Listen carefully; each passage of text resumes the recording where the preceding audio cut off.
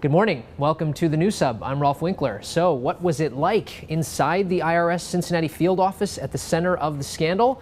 Patrick O'Connor, he's part of our team that's been following this story all week. Patrick has that end of the story. Good morning.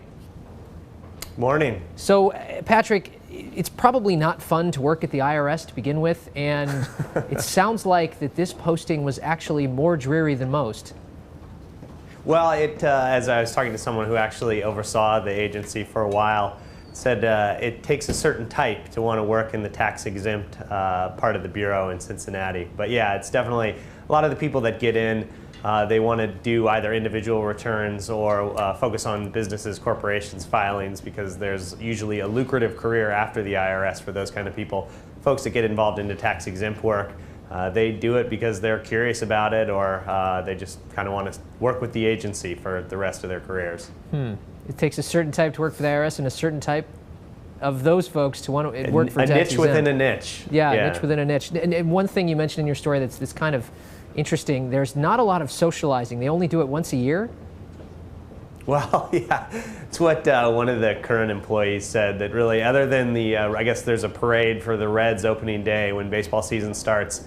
They all gather in front of the building to watch the parade, but otherwise it's not a lot of, I guess they don't hang out that much. Okay. I mean, you mentioned you spoke to former employees, and what else did they tell you? Well, I think the most important thing to keep in mind here is that ever since about 2002, 2003, this part of the IRS has had a lot of autonomy in terms of deciding which organizations would qualify for tax-exempt status and which don't. I think what we saw through the Inspector General report is there was a lot of tension between the folks in Cincinnati and the people in Washington as they're trying to determine which organizations would qualify and how best to go after. There was an explosion of these 501c4 organizations that kind of characterize themselves as Tea Party groups or the 912 Patriots. And so what the IRS was trying to do was, figure out how best to find those people. And there was clearly a back and forth between folks at headquarters in Washington and Cincinnati. We don't know a lot of the details, but it looked like there was a bit of a dispute, particularly starting in about June 2011 when Lois Lerner, who's the head of the tax-exempt organization based in Washington, basically tells these people in Cincinnati to stop looking with the search terms that they're using and instead use kind of a broader, vague, but far less politicized version.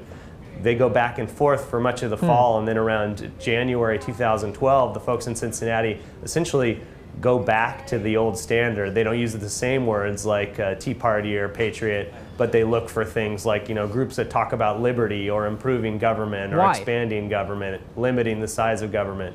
So essentially, they pick different terms, but they're looking for almost exactly the same thing. Why did they do that? Why? So, do you have any sense for why they switched back?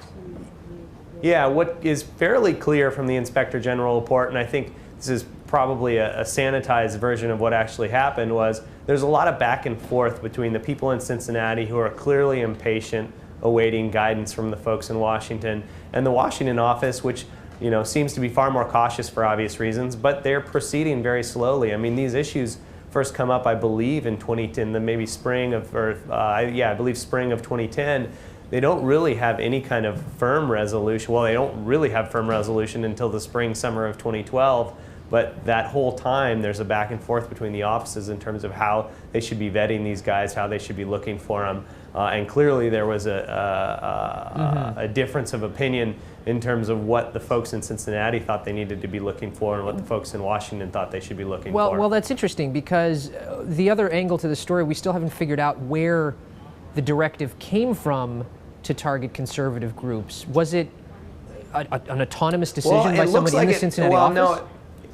In the IG report, it looks like it came from Cincinnati. I mean, there are some clear marks in that report early in the timeline that basically suggest the person in charge of these agents. You got to keep in mind this is a unit of about 200 people in a Cincinnati office.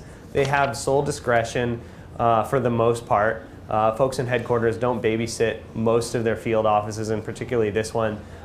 There's about a group of 30 or so people who take all the reports as they come in. Those that raise any red flags, they tend to send off to the rest of the agents in charge of moving those applications along. They clearly realized that they need to deal with this explosion of groups, probably I think it's March of 2010, but then they go back and forth. And one of the initial search terms that they use is actually Tea Party.